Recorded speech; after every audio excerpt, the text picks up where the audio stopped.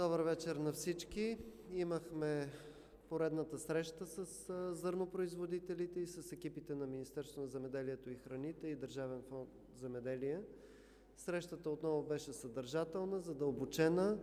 Смятаме, че имаме съгласие по основните точки.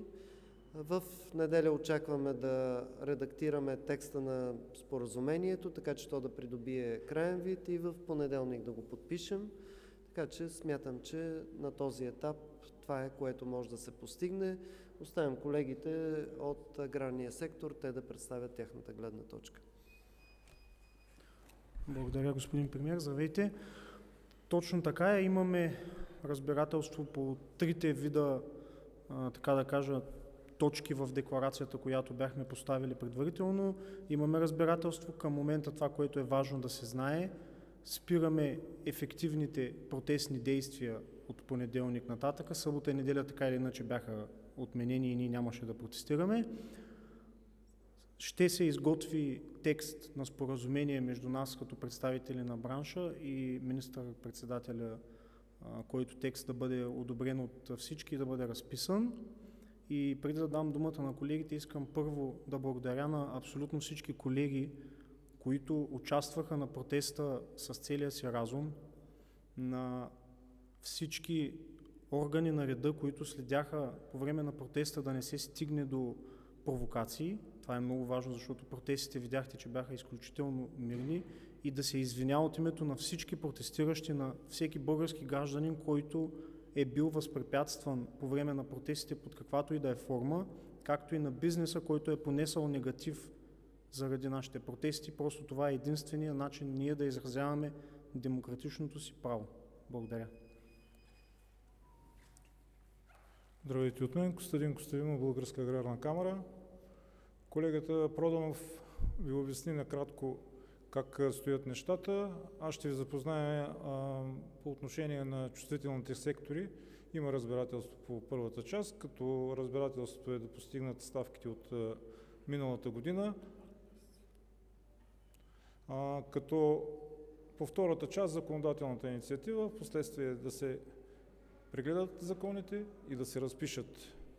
И аз искам да благодаря на колегите, които участваха в протестите. Благодаря им за търпението. Надявам се да сме постигнали по-добро за тях. Здравейте и от мен.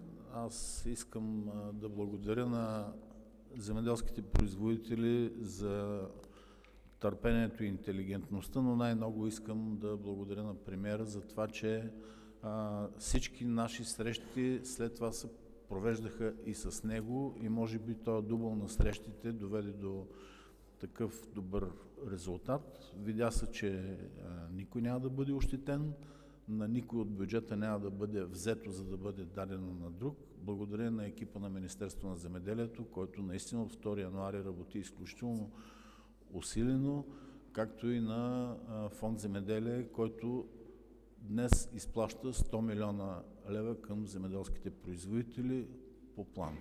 Благодаря. Здравейте! Аз искам само да добавя, че Цветан Цеков, браншова камара плодове и зеленчуци, член на управителния съвет на Аграрна камара. Бих искал само да добавя, че днес поставихме в по-дългосрочен аспект визия за развитие на българското земеделие с разширяване на допълнителни нови, разширяване на допълнителни закони, с които да можем да гарантираме целостта, развитието, възраждането на българското земеделие, за да може то да бъде устойчиво в следващите години, в които със сигурност ще има много предизвикателства. Така че, ако всичко това, което днес постигнахме, бъде изпълнено, със сигурност, може би рядко, може би още по-рядко ще стигаме до такива моменти, в които да няма разбирателство, макар че днешният ден приключи успешно. Благодаря на всички, благодаря на всички протестиращи, на колегите, на министър-председателя, който беше изключително диалогичен, на господин министъра, на господин Таков. Така че днеска приключваме с добри вести.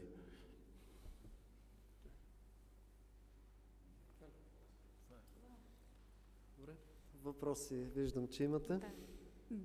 Добър вечер. Господин премиер, може ли да обясните и вие, министър Вътев, всъщност остава ли изискването да се доказва загуба? Кой ще доказва загуба? Днес министър Вътев също така каза, че най-малките ще получат най-много, средните малко по-малко, пък най-големите съответно по-малко субсидии. Какво имате предвид? Може ли конкретика, конкретни числа? И като казвате, че няма да вземете от бюджета, за да дадете на някой друг, откъде ще дадат тези пари?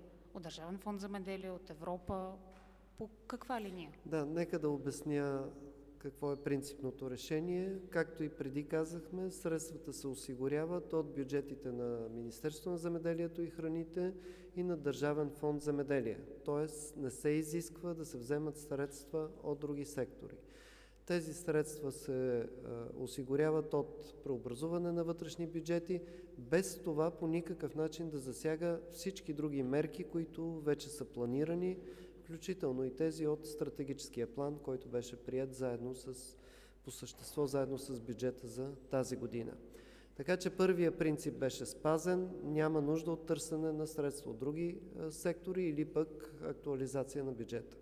Втория принцип беше, че трябва да имаме най-голяма грижа за малките производители, които в трудни години нямат запаси, както са по-големите.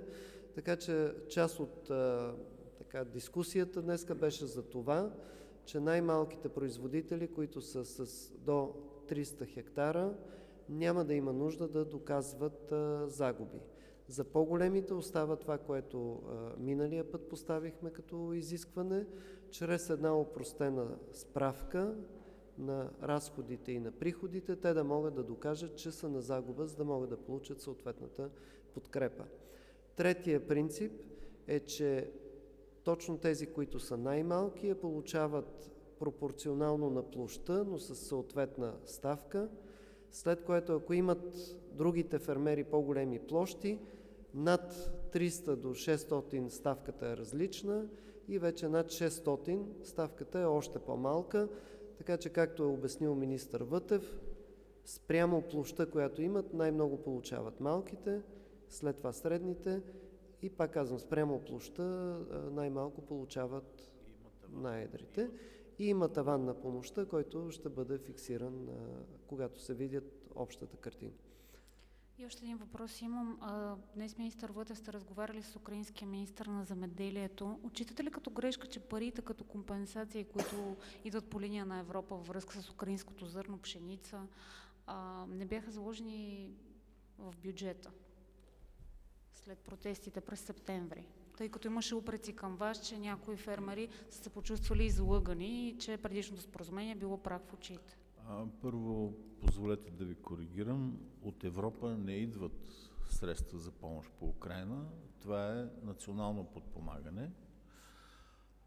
Второ, за два се намират двете дами, които и по-добре от мен могат да го обяснят, защото те го правят практически, технически, но и миналата година нямаше заложени в бюджета средства, така че, както ви обясни премиера Денков, чрез преструктуриране на бюджета на Министерството, чрез преструктуриране на бюджета на Държавен фонд земеделие, се повтаря същото, което се случи и миналата година. Няма нищо ново, изненадващо и никой няма да бъде ощетен. И само още един въпрос. Да добавя нещо. Значи, по тази тема всъщност имахме дискусия днес. Това, което се договорихме, че при подготовката на бюджета за следващата година ще има по-задълбочена дискусия точно за това как наличните средства да бъдат разпределени още по-добре от гледна точка и на подпомагане на тези, които имат най-голяма нужда, но също така и от гледна точка на инвестициите, които са необходими, за да се подобри конкурентността на съответните сектори, защото искаме да бъдат устойчиви. Така че това ще залегне като точка в споразумението, че ще има дискусия на бюджета за до година от тази гледна точка. Имаме още един въпрос към министър Вътев. В това пресъобщение, днешния ви разговор с украинския министър, се казва, че имало фирми, такива украински, които са нарушавали или по някакъв начин са заобикаляли правилата. Те по какъв начин са подбивали, например, продукцията на хората, които седят до вас? И ще бъдат ли санкционирани по някакъв начин? Сега според договореностите ни с Украйна и лицензионния режим, който тече, когато украинска фирма се договори с българска и внесе без лиценз, ние констатираме, предаваме информацията на Украинското министерство и те им отнемат експортния лиценз. По този начин се редуцират нещата. Но до момента, говоря по памет, но не греша, 72 000 тона е внесения слънчоглед от Украйна с или без лиценз. 72 000. Ние тази информация засичаме и през митници, засичаме и през Българска агенция по безопасност на храните, която прави фитосанитарен контрол. Интересното е, че числата ни съвпадат и с украинската страна, която следи експорта. Министър Вътев, Георги Карамфилов, Нова телевизия. Може ли да обясните всъщност как се разбрахте за това поетапно плащане, за което говорихте сутринта? Вие използвахте израза, че когато им трябва, тогава ще получат парите. Това е едно. И второто, докато вие разговаряхте, дойдоха представители на друга земеделска организация, които заявиха, че те, може би тук, с тези, с които разговаряте, спират протестите, но от понеделник пък започват други. Това са хората, които в понеделник искаха вашата оставка. И съответно сега какво се получава? С всяка различна организация трябва да водите поетапни преговори, за да изясните всичко, или в момента вече е решено всичко? Сега това, което е договорено и в неделя ще бъде окончателно записано и в понеделник подписано, касае абсолютно всички. Така че по-добре ги питайте за какво ще протестират. Те ще получат средствата, които се договориха в тази серия от разговори. Това е моят отговор. А за поетапното плащане как точно се разбрахте? Поетапното плащане ще ви го обясни господин Тахов, но тая сутрин обясних, че обмисляме за следващата година да направим такава програма, че всички земеделски производители да получават парите точно тогава, когато им трябват, а не по някакъв друг график, който тече от много години. Но това не се отнася за настоящата година, не е възможно. Ако това, че когато им трябва, означава, че той тепърва ще се доизкусорява, така ако мога да използвам този израз. Сега, хващате се за думата, нека да си свършим работа и ще го представим. Господин Тахов, заповядайте. По-скоро поетапно плащане би трябвало да се разбира като моделирано такова плащане, понеже то ще бъде по ставки, подхода е към различната големина на стопанствата и поетапно това е точно профила на стопанства с модулираната ставка. И министър Вътев е имал предвид под поетапно плащане, че всичко това, което го взимаме ние в момента като решение и което ще го облечеме в законова форма на споразумение, трябва да го чисто нормативно-правно трябва да го преведем през нотификация към Брюксел. Затова това са етапи, процеси и това е смисъл на поетапното плащане. А може ли само да уточните кое точно трябва да нотифицира Европейската комисия? Европейската комисия трябва да нотифицира държавната помощ, която ще се предостави и която е във връзка с войната в Украйна. Всяка една държавна помощ, съгласно регламент, се нотифицира през Европейска комисия, независимо, че се плаща с национални средства.